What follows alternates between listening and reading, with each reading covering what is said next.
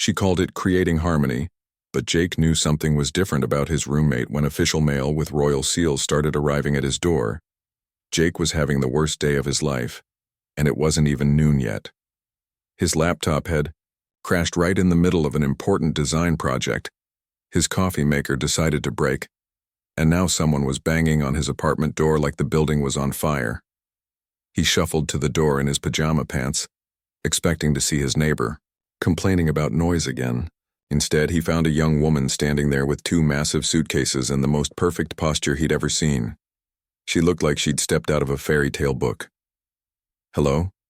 she said, in a voice that sounded like she was announcing something important. "I am Zara. I believe my brother informed you of my arrival." Jake stared at her blankly. Brother? What brother? Then it hit him like a truck. His old college roommate Danny had mentioned something about his sister needing a place to stay. That was 3 weeks ago, right when everything started shutting down. Jake had completely forgotten about it. "Oh no," Jake said, running his hands through his messy hair. "Danny's sister. Right. I totally forgot. Come in, come in." Zara stepped into his tiny studio apartment and looked around like she was inspecting a hotel room. Her eyes moved slowly from his unmade bed to the pile of dirty dishes in the sink, then to the stack of pizza boxes he hadn't thrown away yet. Jake suddenly felt embarrassed about the mess. "This is your entire living space?" she asked, not in a mean way, just curious. "Yeah, it's not much, but it's home," Jake said, quickly grabbing some clothes off his only chair so she could sit down. "Sorry, I wasn't expecting anyone.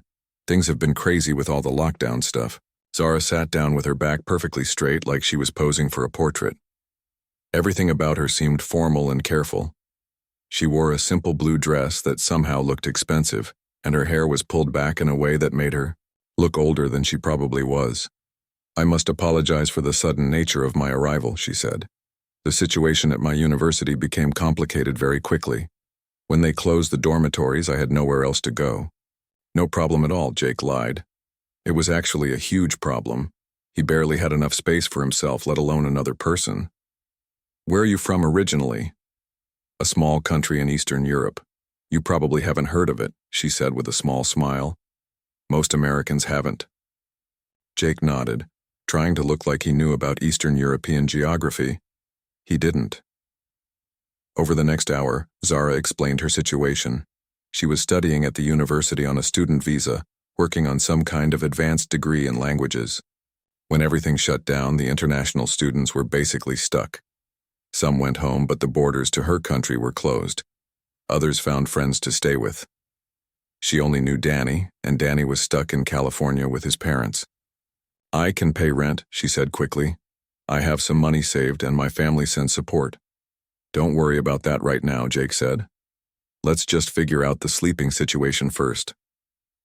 This was when things got interesting. Jake showed her around the tiny apartment, which took about 30 seconds. There was the main room with his bed, his desk, and a small kitchen area. Then there was a bathroom barely big enough for one person. "You can take the bed," Jake offered. "I'll sleep on the couch." Zara looked at the small couch, then at Jake, who was definitely too tall for it. "That doesn't seem fair. This is your home." "It's fine, really. I'm a night owl anyway. I usually fall asleep watching TV." That evening, Jake helped Zara move her things in. He was surprised by how little stuff she had, but everything was organized perfectly. Her clothes were folded in a way that looked like art, and she had these small wooden boxes that seemed really old and important. "Family things," she explained when she caught him looking. "Reminders of home." Jake ordered pizza for dinner, which seemed to confuse Zara at first. She asked a lot of questions about the ordering process and seemed amazed that someone would just bring food to your door.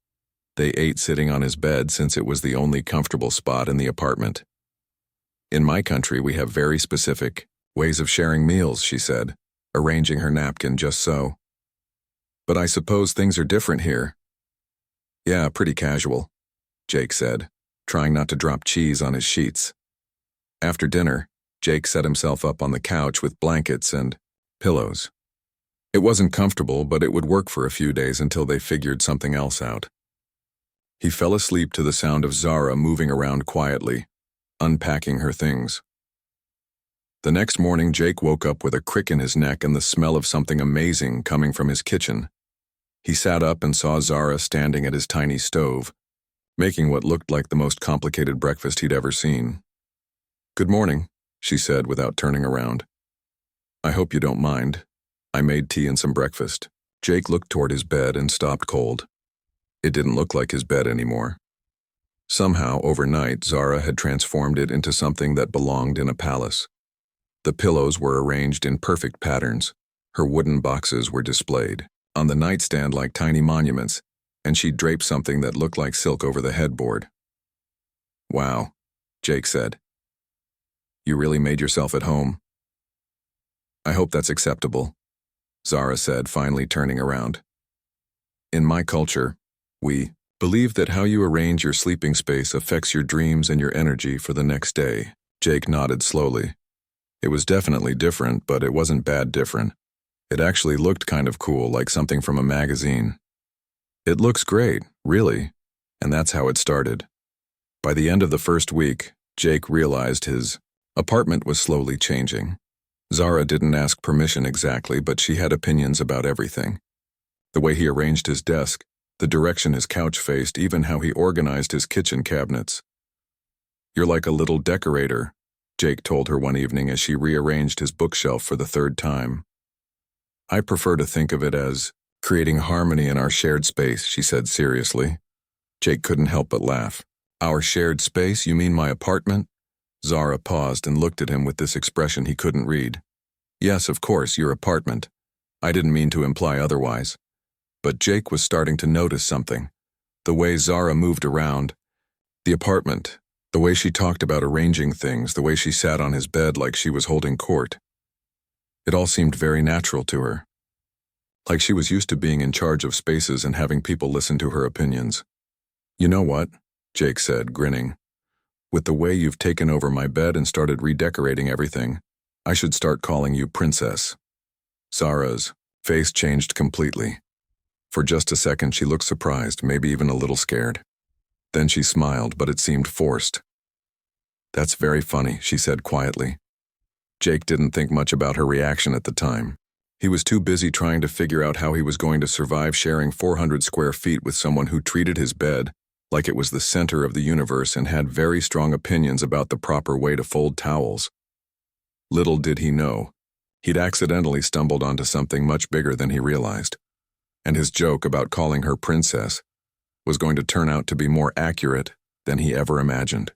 2 weeks into their unusual living arrangement, Jake was starting to think he'd accidentally adopted a very polite dictator. Every morning, he'd wake up on his increasingly uncomfortable couch to find Zara sitting cross-legged in the center of his bed like she was holding a business meeting with invisible advisors. "Good morning, Jake," she'd say without looking up from whatever ancient-looking book she was reading. "I've prepared tea, the proper kind." Jake had learned not to argue about the tea. The first time he'd tried to make coffee instead, Zara had given him a look that could freeze water. She'd then spent 20 minutes explaining why coffee disrupted the natural energy flow of the morning. Jake still didn't understand what that meant, but her tea was actually pretty good, so he'd given up the fight. What really confused him was how Zara had turned his bed into some kind of command center. She did everything from there. Video calls, with her family, studying, eating meals, even sorting through her mail. Jake had tried suggesting she use his desk a few times, but she'd just looked at him like he'd suggested she work in the bathroom. "The bed has the best natural light," she'd explained, "and it's positioned perfectly for optimal energy circulation." Jake had stopped asking what that meant. The really weird part was watching her during her video calls. Jake tried not to eavesdrop, but in a studio apartment, privacy was pretty much impossible. Zara would sit up even straighter than usual if that was possible, and speak in what sounded like 3 different languages. Sometimes the calls seemed formal, like business meetings. Other times they seemed more personal, but she always maintained this incredibly proper way of speaking. One morning, Jake overheard part of a conversation that made him pause while brushing his teeth. "Yes, grandmother, I understand the importance of maintaining proper protocols," Zara was saying in English, probably for the benefit of someone else on the call. Even in these unusual circumstances, I will uphold our family standards. There was a long pause, then Zara said something in her native language that sounded very official. Jake caught the words princess and what might have been duties, but he couldn't be sure. When he came out of the bathroom, Zara was staring out the window with an expression he'd never seen before. She looked tired, and maybe a little sad. "Everything okay?" Jake asked. "Of course," she said quickly, snapping back to her usual composed self. "Just family matters." Jake was starting to notice that Zara deflected personal questions like a professional athlete. Every time he tried to learn more about her background, she'd change the subject or give him answers that sounded like they came from a textbook. The apartment was changing too. It had been gradual at first, but now Jake could barely recognize his own place. Zara had rearranged all his furniture according to what she called proper flow patterns. His couch now faced east instead of toward the TV. His desk was positioned near the window for optimal morning light. Even his kitchen had been reorganized according to some system that Jake didn't understand but had to admit was more efficient. "You know, most people ask before they redecorate someone else's place," Jake mentioned one evening as he watched Zara carefully arranging his books by what seemed to be color and size. "I'm not redecorating," Zara said seriously. "I'm creating harmony. There's a difference." "What's the difference?" "Decorating is about appearance. Harmony is about how energy moves through space." Jake nodded like this made perfect sense, even though it didn't. He was learning that arguing with Zara about her organizational methods was like arguing with the weather. It wasn't going to change anything and you'd just end up frustrated. But here's the thing that really got to Jake. Despite all the weirdness, the apartment actually felt better. He couldn't explain it, but everything seemed more peaceful. He was sleeping better on the couch than he had in his bed for months. His work was going smoother. Even his video calls with clients seemed more professional now that his background looked organized and intentional. The breakthrough moment came during one of Zara's afternoon tea ceremonies. Jake had initially thought these were just her being fancy, but after a few weeks he realized they were actually kind of nice. Every day at 3 o'clock, Zara would prepare tea with the same careful attention she gave to everything else, and they'd sit together for exactly 20 minutes. "This is a tradition in my family," she explained one day, pouring tea from a small pot she'd somehow produced from her luggage. "We believe that sharing tea in the afternoon helps maintain connections between people." "Even when you're stuck in a tiny apartment together?" Jake asked. "Especially then," Zara said with a smile. "Close quarters can either bring people together or drive them apart. The tea ceremony ensures we choose the first option." During one of these tea times, Jake finally got some real answers. He'd been curious about Zara's background for weeks, but she'd been so mysterious about everything. Finally, he decided to just ask directly. "So what's your family like back home?" he said, trying to sound casual. Zara was quiet for a long moment, carefully stirring honey into her tea. "They're very traditional," she finally said. "My country is small, but we have old customs that we still follow. My family has certain responsibilities." "What kind of responsibilities?" "Public ones," Zara said carefully. "My family has always served our community in official capacities." Jake nodded, still not really understanding. "Like government work?" "Something like that," Zara said. Then she changed the subject so smoothly that Jake almost didn't notice, but he was starting to piece things together. The formal way she spoke, the expensive-looking items in her wooden boxes, the way she carried herself like she was always being watched by invisible cameras. There was something about Zara that didn't match up with being just a regular college student. The most obvious clue was the mail. Zara received packages regularly, and they always looked important. Thick envelopes with fancy handwriting and official-looking seals. Boxes that were wrapped like gifts but felt too heavy to be normal presents. Jake never asked what was in them, but he noticed how carefully Zara handled everything, like each item was precious. One evening, Jake came home from a grocery run to find Zara on the phone speaking rapidly in her native language. She sounded upset, which was unusual for her. When she saw him, she quickly ended the call and smiled like nothing had happened. "How was your shopping trip?" she asked, but Jake could tell she was distracted. "Fine," he said, setting down the bags. "Everything okay?" "Of course," Zara said, but she kept glancing at her phone like she was expecting another call. That night, Jake lay on his couch thinking about how strange his life had become. A month ago, his biggest problem was deciding what to watch on Netflix. Now he was living with a mysterious woman who treated his bed like a throne and seemed to know more about proper etiquette than most people learned in a lifetime. He still didn't know much about who Zara really was, but one thing was becoming clear. She wasn't just some random college student who needed a place to crash. There was something bigger going on, something she wasn't ready to talk about yet. And honestly, Jake was starting to enjoy the mystery.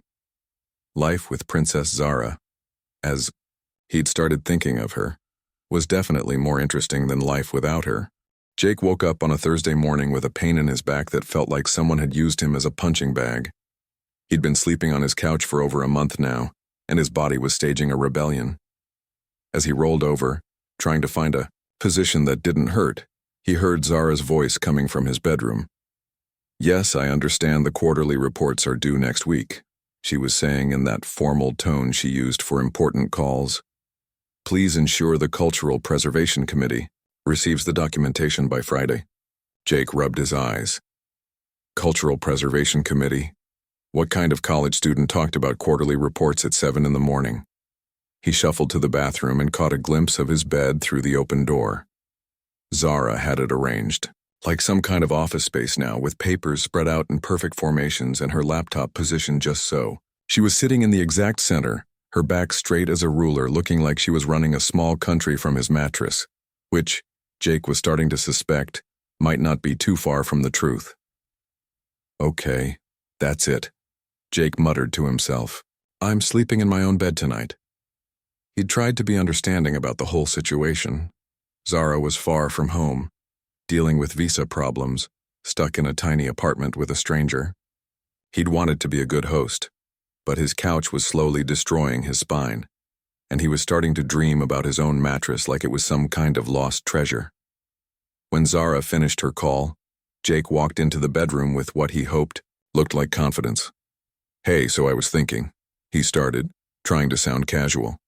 "Maybe we could work out some kind of schedule for the bed, like you could use it during the day for your calls and studying, and I could have it back at night. For sleeping." Zara looked at him with the same expression she might use if he'd suggested they paint the walls with peanut butter. "A schedule?" she repeated slowly. "Yeah, like time sharing. I sleep there at night, you use it as your office during the day. Everyone's happy." Zara was quiet for a long moment, and Jake could practically see her thinking. Then she reached into her nightstand and pulled out a small notebook and pen. "Very well," she said. "Let's discuss the parameters of this arrangement." What followed was the most complicated negotiation Jake had ever experienced. Zara approached the whole thing like they were dividing up territory between two countries. She had charts, diagrams, and what looked like a formal proposal written in her perfect handwriting. "I require access to the bed space from 6 a.m. to 11 p.m. daily," she began, reading from her notes. "This includes time for morning meditation, afternoon correspondence, evening studies, and cultural preparation activities." "Cultural preparation activities?" Jake asked. "Yes, I must maintain certain practices to prepare for my eventual return home." Jake stared at her. "Zara, that's 17 hours a day. When exactly am I supposed to sleep?" "You could have access from 11 p.m. to 6 a.m., she said. Like this was perfectly reasonable. "That's 7 hours, which is adequate for proper rest. But what if I want to, I don't know, lie down during the day, or take a nap, or just sit on my own bed in my own apartment?" Zara frowned like this was an unreasonable request. "Naps disrupt the natural sleep cycle, and sitting on the bed during designated work hours would interfere with the energy patterns I've established." Jake felt his eyes start to twitch. "Energy patterns?" "Yes. The bed must maintain its proper configuration during work hours to ensure optimal productivity and spiritual alignment." For a second, Jake just stared at her. Then he started laughing. Not mean laughter, just the kind of laughter that happens when your brain can't process what it's hearing. "Zara," he said when he could speak again, "it's a bed.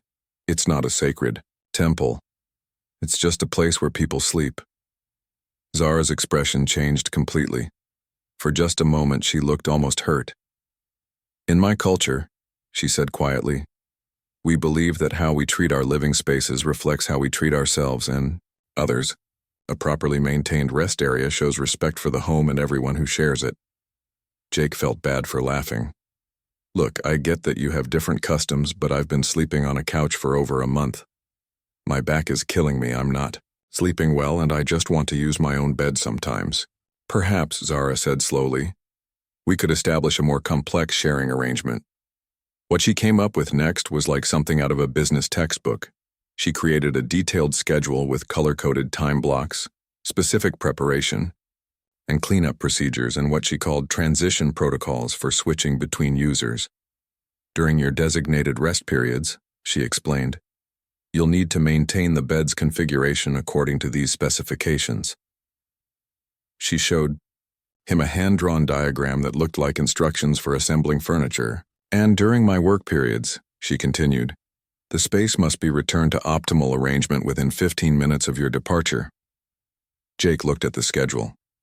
According to Zara's plan, he could sleep in his bed from midnight to 5:30 a.m., with a possible 30-minute rest period on Sunday afternoons if he gave 24 hours notice in writing. "This is insane," he said. "It's organized," Zara corrected. Same thing. Their friends started getting involved without meaning to. During Jake's work video calls, his co-workers could hear Zara in the background giving what sounded like royal proclamations about apartment management. "Jake, is that your roommate announcing new bathroom policies?" his boss asked during one meeting. "She likes things organized," Jake said weakly. "It sounds like she's running for office in there." Jake's situation became the entertainment for everyone he knew. His friends would call just to hear Zara's latest decree about proper dishwashing technique, or the importance of maintaining what she called household dignity. They started joking that Jake was living with a tiny dictator. But the breaking point came when Zara's packages started arriving more frequently. Not just mail now, but actual deliveries that required signatures. Boxes that looked official and important, with stamps and seals that Jake didn't recognize but that looked governmental. One morning, Jake signed for a package that was so heavy he could barely lift it. The return address was in Zara's native language, but it had official-looking symbols that reminded Jake of embassy paperwork. "What's in all these boxes?" he finally asked when Zara came to collect it. "Family items," she said quickly. "Things I need for my studies. Studies require..." "This much mail?" Zara paused, holding the heavy box carefully. "My research is quite comprehensive." That evening, Jake heard her on another formal-sounding phone call. This time he caught more English words mixed in with her native language. "The documentation will be prepared according to traditional protocols," she was saying. "Yes, I understand the importance of maintaining proper procedures even under these circumstances." When she hung up, she sat quietly for a long time, just staring out the window. "Zara," Jake said gently, "what's really going on? And don't say it's just school stuff, because I know what school stuff looks like, and this isn't it." She turned to look at him, and for the first time since she'd arrived, she looked uncertain. "It's complicated," she said finally. "Try me." Zara was quiet for so long that Jake thought she wasn't going to answer. Then she said, "My family has certain expectations, responsibilities that I can't simply abandon, even while I'm here." "What kind of responsibilities?" "The kind that follow you wherever you go," she said quietly. Jake was about to ask more questions when Zara's phone rang again. She glanced at it and her face went pale. "I have to take this," she said, and disappeared into the bathroom with her phone. Jake sat on his couch, looking at his bed with its perfect arrangement of pillows and official-looking documents scattered across the surface. Whatever was going on with Zara, it was bigger than college and bigger than visa problems. His joke about her being a princess was starting to feel less like a joke and more like an educated guess. Jake woke up at 2 in the morning to the sound of crying. Not loud crying, but the quiet kind that people do when they're trying not to wake anyone up.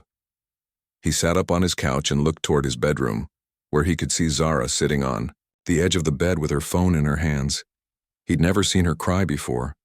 In all the weeks they'd been living together, through all the negotiations and schedules and formal announcements about proper towel folding, Zara had never shown this kind of emotion. Jake wasn't sure what to do. Should he pretend he didn't hear anything, go back to sleep and let her have her privacy, or should he check on her? The decision was made for him when Zara's phone rang again. Even from across the room, Jake could hear angry voices speaking rapidly in her native language. Zara answered, in a whisper, but Jake could tell the conversation wasn't going well. "I understand, Uncle," she said in English, probably switching languages because she was upset. "But I can't simply abandon my studies to return home immediately." There was more shouting from the phone. Jake caught a few words that sounded official and important, but mostly it just sounded like someone was very angry with Zara. "The ceremony can wait until I finish my degree," Zara said, but her voice was shaking now. "Surely 3 more months won't make a difference." More shouting. Then Zara said something that made Jake's blood run cold. "I know what my duties are," she whispered. "I've never forgotten that I'm next in line, but I thought I had more time." Next in line for what? Jake's mind was racing. Next in line for what kind of position required ceremonies and had uncles shouting about duties and responsibilities? The call ended abruptly and Zara just sat there holding her phone, crying quietly. Jake couldn't pretend to be asleep anymore. "Zara," he said softly. "You okay?" She jumped like she'd forgotten he was there, quickly wiping her eyes. "I'm fine. Go back to sleep." "You don't sound fine," Jake said, getting up from the couch. "Want to talk about it?" "It's nothing you'd understand," Zara said. But she didn't sound mean about it, just tired. "Try me," Jake said, sitting down in his desk chair. "I'm a pretty good listener." For a long time, Zara didn't say anything. She just sat there looking at her hands, occasionally wiping away tears. When she finally spoke, her voice was so quiet Jake had to lean forward to hear her. "My family wants me to come home," she said. "For a visit?" "Forever." Zara looked up at him and Jake could see how scared she was. "There's a position I'm supposed to take. A role I've been preparing for my entire life, but I never thought it would happen so soon." "What kind of role?" Zara was quiet again, like she was deciding how much to tell him. "In my country, we still have certain traditional leadership positions. They're mostly ceremonial now, but they're still important to our culture. My family has held one of these positions for generations." Jake was starting to understand. "And you're next in line?" "I'm the only one left in my generation," Zara said. "My older cousin was supposed to take the role, but he renounced his claim last year to become a doctor. Now it falls to me." "What does that mean exactly? What would you have to do?" "Everything," Zara said with a bitter laugh. "Represent our culture at official events, maintain our traditions, make decisions about cultural preservation projects, serve as a bridge between our old ways and the modern world." Jake thought about all the formal phone calls, the official mail, the way Zara carried herself like she was always being watched. "That's why you've been so formal about everything. You've been practicing." "I've been preparing my entire life," Zara said. "My grandmother started teaching me protocol when I was 5 years old. How to sit properly, how to speak in public, how to handle official correspondence, even how to arrange a living space to reflect dignity and respect." "The bed," Jake said suddenly. "That's why you treat it like a throne. You're practicing being a leader." Zara nodded, looking embarrassed. "I know it seems ridiculous in a tiny apartment in Chicago, but if I stop practicing, I'll lose the discipline. And when I go home, my people will need me to be ready." "Your people?" "The families and communities that look to our family for cultural guidance," Zara explained. "It's not political power like a president or mayor. It's more like being a guardian of traditions, making sure our language doesn't die, our customs are passed down, our history is preserved." Jake sat back in his chair, trying to process everything. So you really are a princess? Not exactly, Zara said. The title translates more like cultural guardian or tradition keeper. But yes, I suppose in your terms, I am a kind of princess. And you don't want to do it? It's not about wanting, Zara said. It's about duty. My family has served in this role for over 200 years. If I don't take the position, centuries of tradition could die with me. But what about what you want? What about your degree? Your research? My research was always about preserving endangered languages and cultures, Zara said. I thought I could do more good by studying here, learning modern preservation techniques. But my family thinks I'm just avoiding my responsibilities. Jake watched Zara wipe away fresh tears.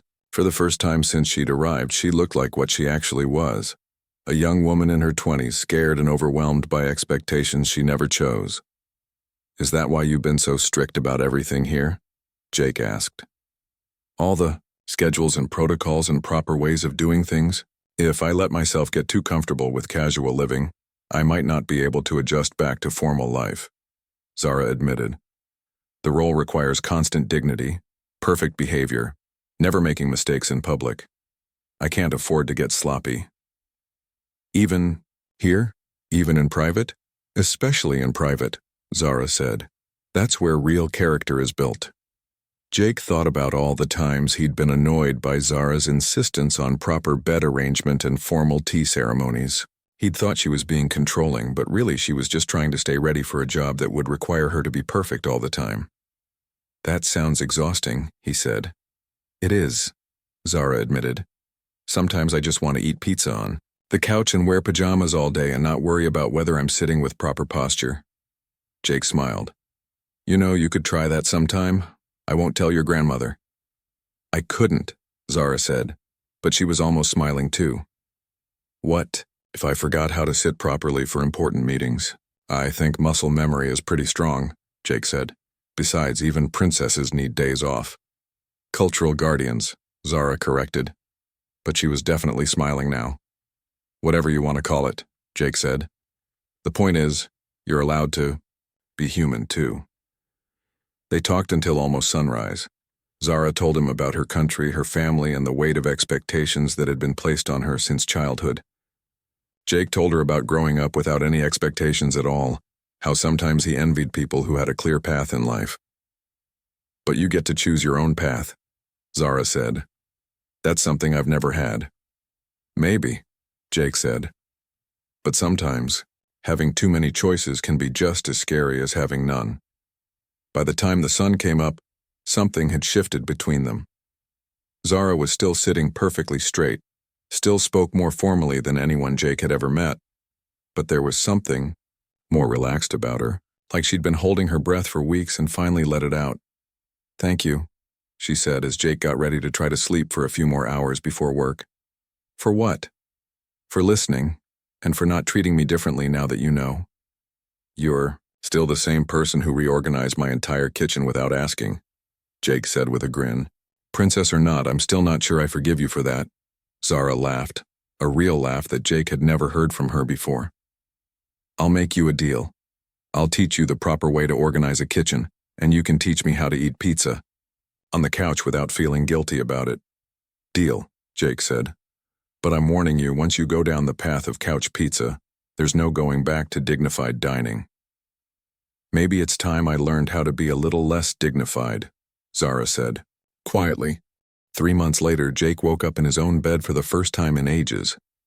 Not because he'd won some great battle over sleeping arrangements, but because Zara had actually suggested it herself.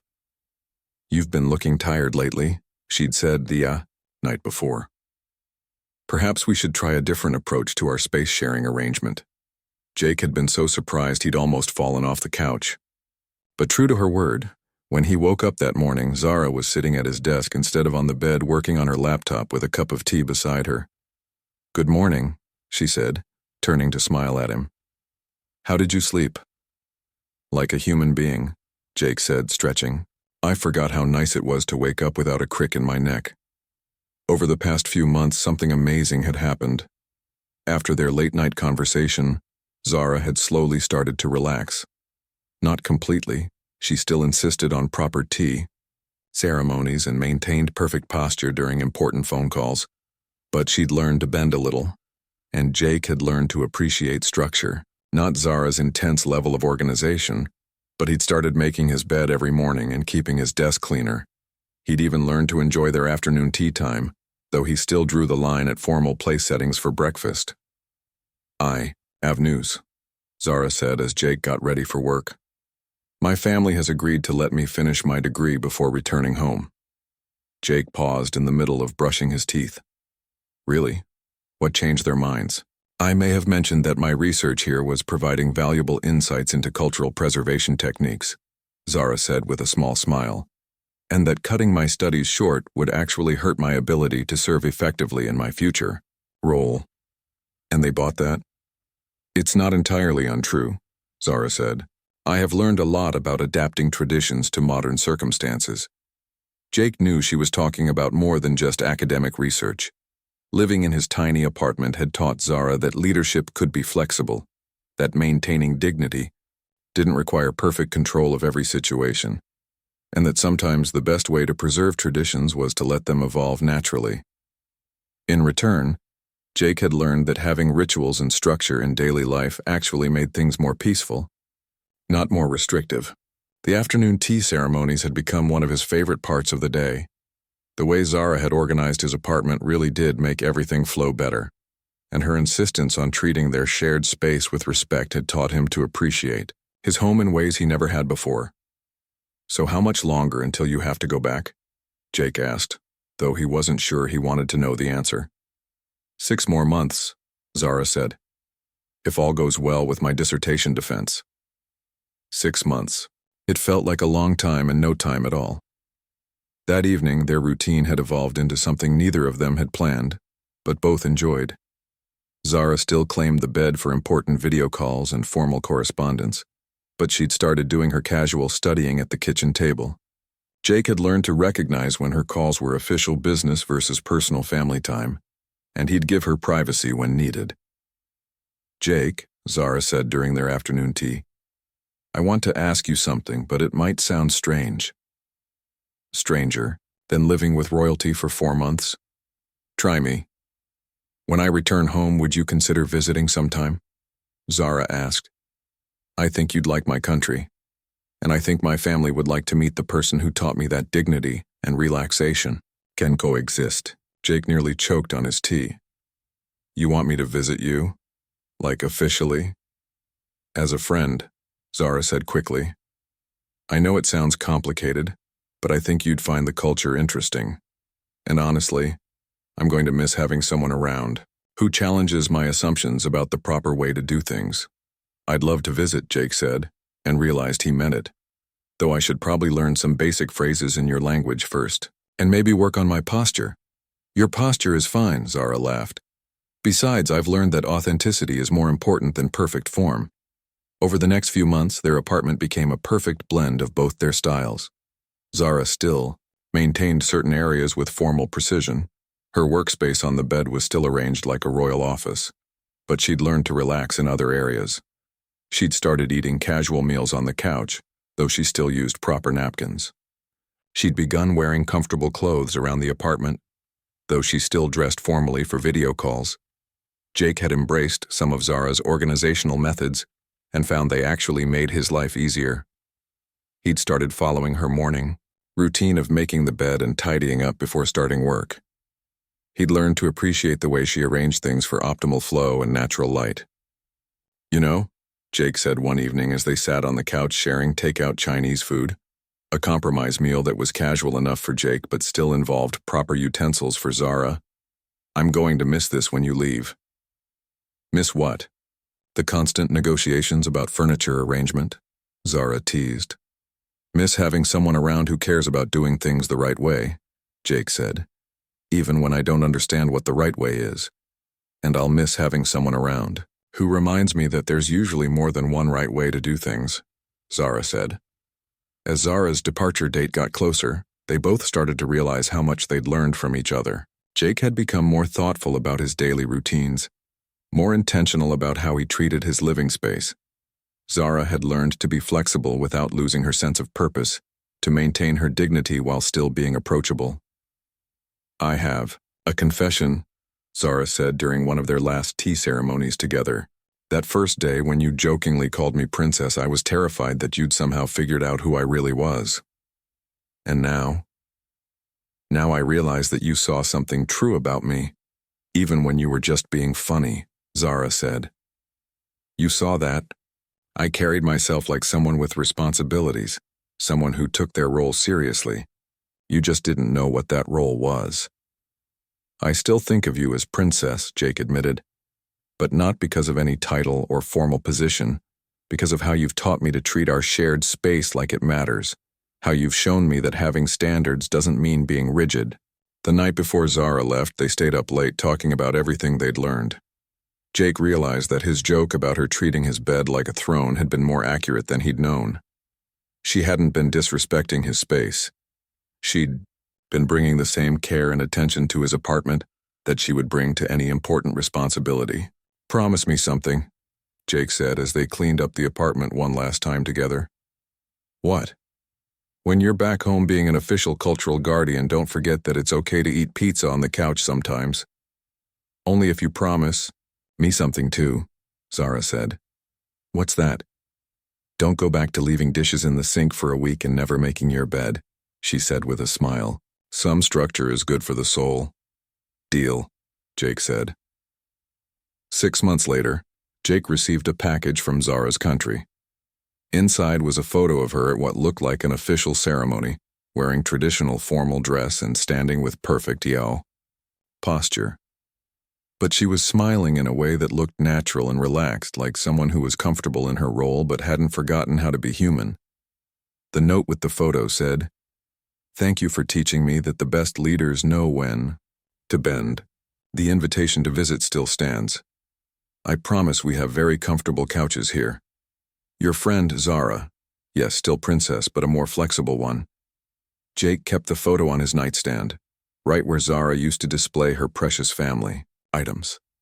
His apartment still followed some of her organizational principles, and he still made tea every afternoon at 3 o'clock. Sometimes he missed the formal negotiations and elaborate schedules, but mostly he missed having someone around who cared enough about their shared space to treat it like it mattered. He was already planning his trip to visit her.